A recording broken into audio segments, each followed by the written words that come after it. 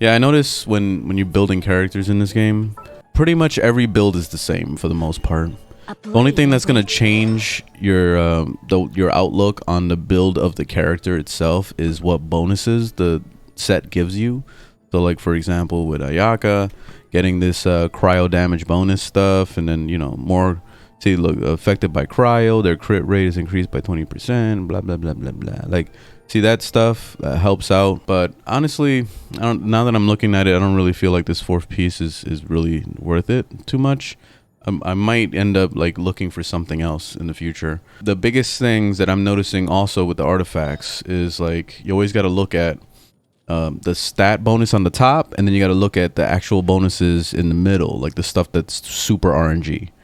So for example, with the flowers, it's always the same. It's always HP. With the feather, it's always attack. So those two, like, you can't do anything about. They're always going to be the same. The main thing you're going to focus on is the stats in between that. So like, let's see, crit rate, crit damage, and then elemental mastery. That's good. See, I would like to replace that defense one and get like energy recharge if I could. But yeah, that's RNG. And in the feather, I'm trying to do the same thing. If I can get crit rate, crit damage on this one, I'll probably end up re-rolling and trying. Then that would be nice. This one has energy recharge and attack, and then 2 defenses. That's garbage, but it's a temporary piece for now until I get something better. Then now we're talking about these things. These are always unique, so they could be a bunch of different stuff. The hourglass one is always going to be 2 things you're going to try to do.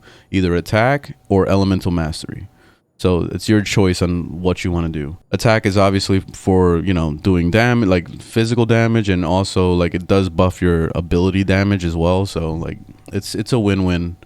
So it does work out. Elemental mastery I find to be better if it synergizes really well with other characters.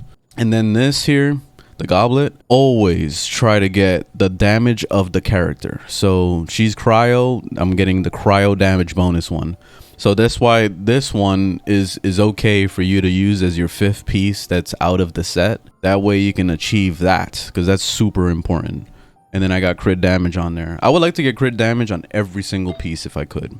That's what I'm trying to achieve in the future. So, and then on the final piece, crit damage on that final piece. That I would rather get crit damage on every single piece from now on, but the head piece and on every character, it doesn't matter what it is. Unless you're playing a healer, then getting a healer one would be better. Like you see, like this one, the healing bonus one, like that's nice.